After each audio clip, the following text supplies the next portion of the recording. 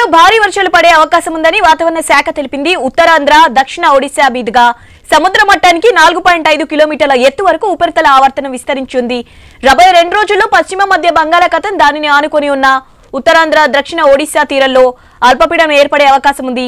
దీని ప్రభావంతో రాష్ట్రంలో అక్కడక్కడ భారీ వర్షాలు నమోదయ్యే అవకాశం కూడా ఉంది. తీరం వెంబడి 40 నుంచి 50 కిలోమీటర్ల వేగంతో ఈదురుగాలులు వీచే అవకాశం ఉందని వాతావరణ శాఖ పేర్కొంది. మత్స్యకారులు, ప్రజలు అప్రమత్తంగా ఉండి తగిన జాగ్రత్తలు తీసుకోవాలని తెలిపింది.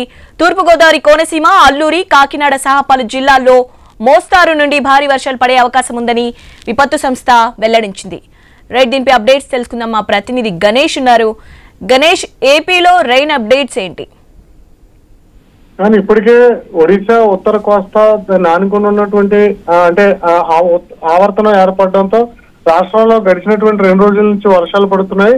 మళ్ళీ ఇప్పుడు తాజాగా ఉత్తరాంధ్ర, దక్షిణ ఒడిశా మీదుగా సముద్ర మట్టానికి 4.5 కిలోమీటర్ల ఎత్తు వరకు ఉపరితల ఆవర్తనం ఏర్పడడంతో దీని ప్రభావంతో రాబోయేటువంటి అంటే ఇవాళ రేపు కూడా పశ్చిమ మధ్య బంగాళాఖాతం దాన్ని ఆనుకుని ఉన్నటువంటి ఉత్తరాంధ్ర, ఒడిశా తీరంలో అల్పపీడనం ఏర్పడేటువంటి అవకాశం ఉన్నట్లుగా విపత్తు నిర్వహణ శాఖ ఆదేశాలు జారీ చేసింది. దీనివల్ల రాష్ట్రంలో పలు జిల్లాల్లో భారీ వర్షాలతో పాటు పలు జిల్లాల్లో మోస్తారు వర్షాలు కురిసేటువంటి అవకాశం ఉన్నట్లుగా ఇప్పటికే విపత్తు నిర్వహణ శాఖ తెలియజేయడం జరిగింది. ముఖ్యంగా తీరంలో ఈ ప్రభావం కారణంగా అంటే సముద్రంలో అలలు ఎగసిపడడం, గంటకు 40 నుంచి 50 కిలోమీటర్ల వేగంతో ఈదురుగాలు వీచేటువంటి అవకాశం ఉన్నట్లు విపత్తు నిర్వహణ శాఖ చెప్తుంది. అందువల్ల మత్స్యకారులు చేపల వేటకు వెళ్ళకూడదని చెప్తుంది.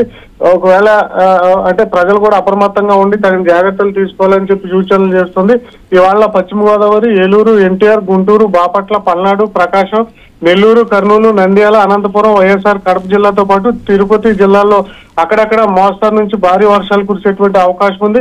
శ్రీకాకుళం, విజయనగరంతో పాటు పార్వతీపురం మండలం, అల్లూరు సీతారామరాజు జిల్లాతో పాటు విశాఖపట్నం, అనకాపల్లి, కాకినాడ, కోనసీమ, తూర్పుగోదావరి, కృష్ణా, సత్యసాయి జిల్లాతో పాటు అన్నమయ్య, చిత్తూరు జిల్లాల్లో కొన్ని చోట్ల తేలికపాటి నుంచి మోస్తారు వర్షాలు కురిసేటువంటి అవకాశం ఉన్నట్లు చెప్తుంది. రేపు కూడా ఇవే జిల్లాల్లో భారీ వర్షాల నుంచి మోస్తారు వర్షాలు కురిసేటువంటి అవకాశం ఉన్నట్లుగా చెప్తుంది. అల్పపీడన ప్రభావంతో మనం చూసాం, గడిచినటువంటి 4 రోజుల నుంచి 4 అల్పపీడన ప్రభావం కారణంగా రాష్ట్రంలో విస్తారంగా వర్షాలు పడడం, ఎగువ రాష్ట్రాలు కూడా భారీ వర్షాలు కురవడంతో గోదావరి, కృష్ణా, అదేవిధంగా నదులు, కాలువలు ఆంధ్రప్రదేశ్ వ్యాప్తంగా జలమయం కావడం జరిగింది. ఇప్పుడు కూడా మళ్ళీ 2 రోజుల పాటు భారీ వర్షాలు ఉన్నటువంటి సందర్భంలో రైతులతో పండించేటువంటి పంటలను జాగ్రత్తలు చేసుకోవాలని చెప్పి వాతావరణ శాఖ చెప్తోంది. ప్రజలు కూడా ఈ వర్షాల పట్ల జాగ్రత్తలుగా పాటించాలన్న సూచనలు అయితే విపత్తు నిర్వహణ శాఖ చేస్తుంది. శివాజీ.